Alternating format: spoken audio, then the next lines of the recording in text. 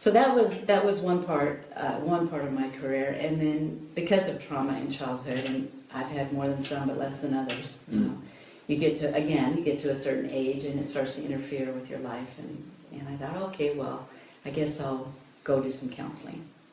So I went to a psychologist that came recommended, highly recommended, and after 3 visits, I got up and I said, this is a waste of time for me. This isn't going to work for me. Why? Because it was just talk therapy, and you dump everything out in 50 minutes exactly. Whether you're done or not, you got to pack everything. Yeah, back they're like, okay, next, and leave. Yeah. And so now you've got all this on the surface, and you've got to drive home, and you've got to deal with it in your head, and I just felt it wasn't going to get me where I wanted to go fast enough. Gotcha. I wanted to get there, and I wanted to. Now, how old were you? Oh, at that point I was 35, 36. Okay, so you were 10 years away from when your dad passed. Right. So you've been implementing healthy lifestyle, right, this whole time, but now things are starting to probably surface, right? You're starting to see things. Wait a minute, I need to address some things, right? So some symptoms. Yeah, it was actually, I think, maybe the birth of my son that maybe started triggering things, because my birth mom left when I was 2. Okay. And then by the time I was 8, my dad was in prison. And so I lived in different places, and thankfully I lived with some really good people. Yeah. But still, that I can understand. Well, let me put it this way: I was adopted from an orphanage at 18 months old by 2 tremendous people. But my mom and dad, they just passed. My mom just passed in February. My dad passed in November, both in their 90s. Wow. Yes, and I moved them out here a few years ago, so I was able to take care of them. But my mom was separated from her brothers at like 10 years old and in foster care, and didn't meet her mom until she was 18. And then her dad was an alcoholic, abusive, the whole bit. But I like what you said. I want to highlight this, circle it, and put some neon signs towards it. And I might not say it exactly right, but repeat. Tell me. I love what you said. That statement is, I had trauma, right? What did you say? Not more than some, but less than others. More than some, but less than others. And I could say with all certainty, and I'm just going to say this country, not the world, right? This country, I bet you everyone can say that because of, if you look around the world, right? I had a lady on, Amy Kardashian, not Kardashian, and she was born and raised in Syria, and her story, and just unbelievable, like living in a cave at 12 years old, taking care of her 6-year-old brother for 8 months, right? So house being bombed, and her 19-year-old brother dies next to her, and she's 12 years old. Wow. Right, I get the chills. Yeah. But I love that statement. I never heard that. Obviously, I thought of it, right, but I never put it in words. Kind of like trauma into triumph, huh? That's right. But I love that because it's so true, and it allows you to get out of the most important state, victim state. And that's, I believe, is the ultimate toxic state, because victims never win. Right. You just can't win when you're a victim. So I love that statement. That's a great way to look at things. Love that. And I'm going to borrow that if I could. You can have it. Okay. There you go. This is a win-win. Yeah. So you had to, you're going from family to family. As kid, yes. Yeah. And then we reconnected with my mom a couple times as I was growing up.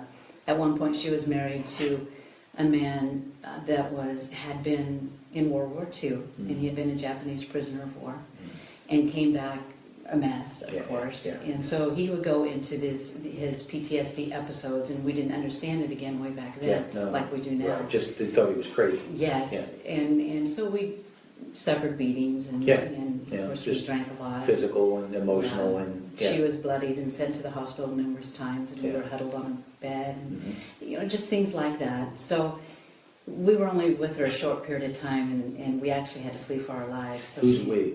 My sister and I. So you and your sister, Yes. older or younger? She's a year and 10 months older. Older, okay. Right. So you're really close. Yes, we Okay. were. And so she dropped us off at our aunt's house, and who, again, were just walked on waters, my aunt and my uncle. Yeah, That yeah. we lived at that age. And then when Dad got finished with his little wild period and Right. we got out of, again, we were in Texas at that point.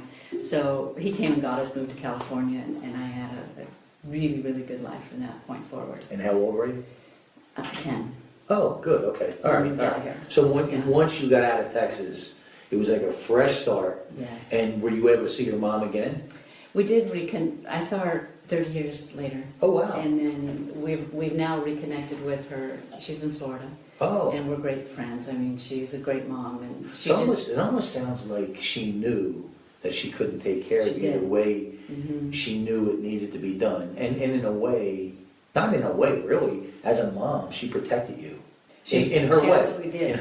In how she could. Right. You know, that's interesting. Yeah, and she had 2 other babies at that point. And After? she, yes, when she Oh. dropped us off, and so she knew that we would be safe at Yeah. our aunt and uncle's house. Yeah, and her way of doing it. Yeah, showing her and as a love. single mom back then, and as Yeah. a waitress, Yeah.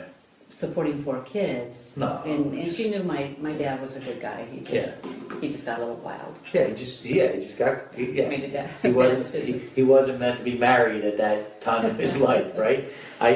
No, it makes sense. But plus the other guy that she was with, you know, she was protecting you guys from this Yes. craziness. She did protect And, us. yeah, so so you get through California and you live a good, solid life, right?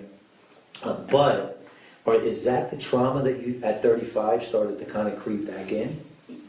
It was, because I didn't have full memory. I had pieces, and so I always thought I saw a bad movie as a kid that just Wow. stuck with me. Yeah, because you were so young too.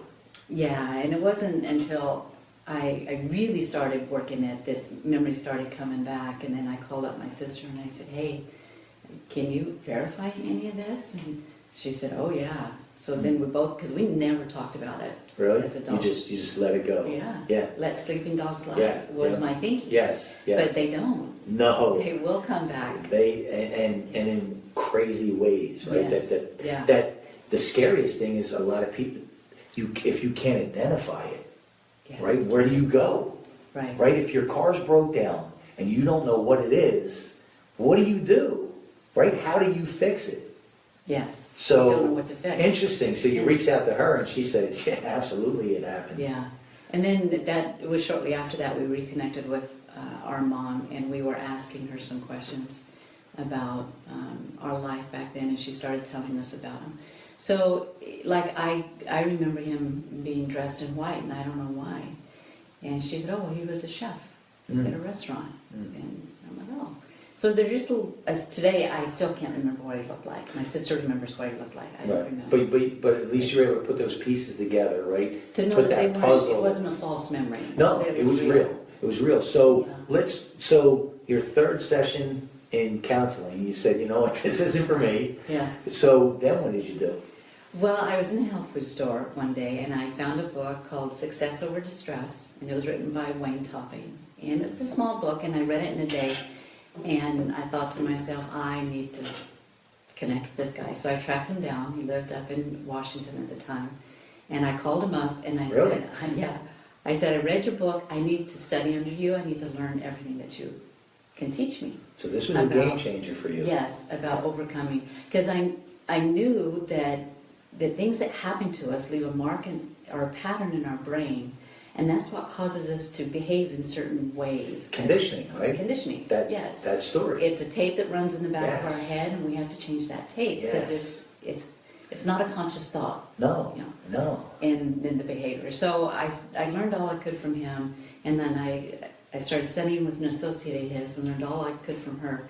And mind you, this is all outside traditional Yeah, of course. type of psychology. But the real stuff. Yes. The stuff that works. It works. Right? Learned what I could from Yeah. her.